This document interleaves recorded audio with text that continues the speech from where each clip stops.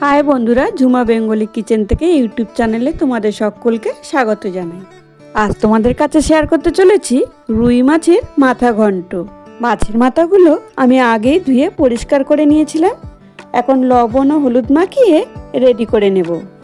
রান্না শুরুতেই বলবো সকল বন্ধুদের যদি রেসিপিটি ভালো লাগে তাহলে একটি লাইক দিয়ে পাশে থেকে পুরো ভিডিওটি দেখার অনুরোধ রইল।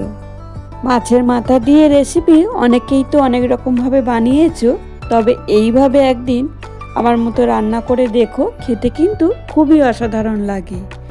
গরম ভাতে কিংবা শুধুই একেবারে জমে যাবে। ব্যাস, তোমাদের সঙ্গে কথা বলতে বলতে নুন হলুদ মাখানো তো হয়ে গেল। এখন গ্যাসের ফ্লেম অন করে কড়াই বসিয়েছি। কড়াই দেখো গরম হয়ে গেছে, প্রয়োজন মতো সরষের তেলটা দিয়ে দিলাম। তেলও গরম হয়ে গেছে। এখন মাছের মাথাগুলো এক এক করে গরম তেলে ছেড়ে দিলাম। দিয়ে বেশ ভালোভাবে একটা সাইড ভাজা পর্যন্ত অপেক্ষা করব। যে সকল বন্ধুরা মাছের মাথা খেতে খুব পছন্দ করে তাদের তো কোনো ব্যাপারই না, তবে যারা মাছের মাথা পছন্দ করে না খেতে তাদেরকে বলি এইভাবে অবশ্যই একদিন রান্না করে দেখো। রান্নার পরে দেখবে নিজেই কখন লোভ সামলাতে পারোনি, নিয়ে বসে পড়েছো মাছের মাথার ঘন্ট। আমরা অনেক সময় লাউ দিয়ে মাছের মাথা, বাঁধাকপি দিয়ে মাছের মাথা, চিচিঙ্গা দিয়ে মাছের মাথা অনেক রকমভাবে বানিয়েছি, তবে আজকের মাছের মাথার ঘন্টটা একটু অন্যরকম। কথা বলতে বলতে মাছের মাথার 2 পিস ঠিক বেশ ভালোভাবে ভাজা হয়ে গেছে। আরও দুটো সাইড থেকে দিয়ে দিলাম। দেখো, এবার আমি তেল থেকে তুলে নেব। এইভাবে বাকি মাছের মাথাগুলো আমি ভেজে তুলে নেব। আচ্ছা, এখানে আমি অন্য একটা কড়াই নিয়েছি। দেখো, কড়াই গরম হয়ে গেছে।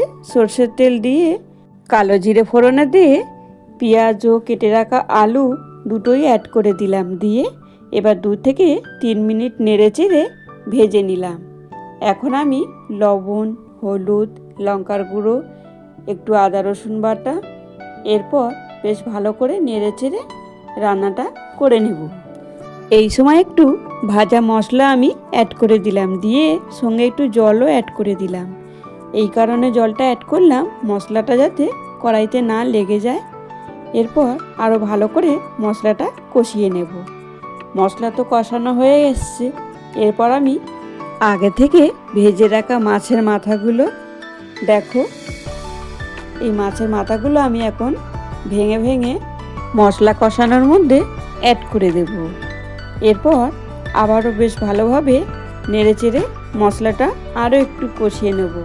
এইভাবে রান্না করলে কিন্তু মাছের মাথার ভিতরে তেল, ঝাল, মশলা, নুন সব কিছুই একেবারে মিলেমিশে অ্যাড হয়ে যায়, আর খেতেও কিন্তু দুর্দান্ত লাগে। এখানে কিন্তু মাছের মাথা ভাজার যে তেলটা ছিল, আমি কিন্তু সেই তেলে রান্নাটা করিনি। অন্য কড়াইতে আলাদা করে তেল নিয়ে রান্নাটা করছি। অবশ্যই তোমরা এইভাবে একদিন রান্না করে দেখো। দেখো, মাছের মাথা মশলা কত সুন্দরভাবে কষানো হয়ে গেছে, তাই না? এখন সামান্য একটু জল অ্যাড করে দিলাম। জলটা অ্যাড করে দিয়ে আবারও নেড়ে চেড়ে একটু বেশ ভালোভাবে রান্নাটা করে নেব।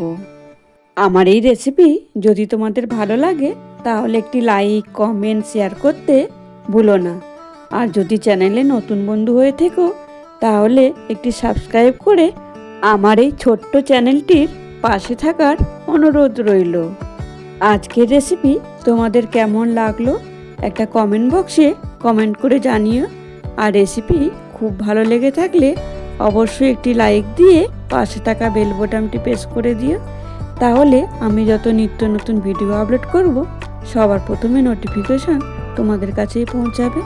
তোমরা তোমাদের সময় ও সুযোগ মতো আমার দেওয়া রেসিপিগুলো দেখে নিতে পারবে। তোমাদের সঙ্গে কথা বলতে বলতে মাছের মাথার ঘন্ট আমার রেডি। এখন একটা সার্ভিং বলে সার্ভ করে নিচ্ছি। আজকের ভিডিও এখানেই শেষ করলাম। ফিরে আসছি নতুন এক রেসিপি নিয়ে। এখন সকলে সুস্থ থেকো, ভালো থেকো। এতক্ষণ সময় তোমরা আমার পাশে থেকে পুরো ভিডিওটা দেখার জন্য তোমাদেরকে অসংখ্য ধন্যবাদ। বাই বন্ধুরা।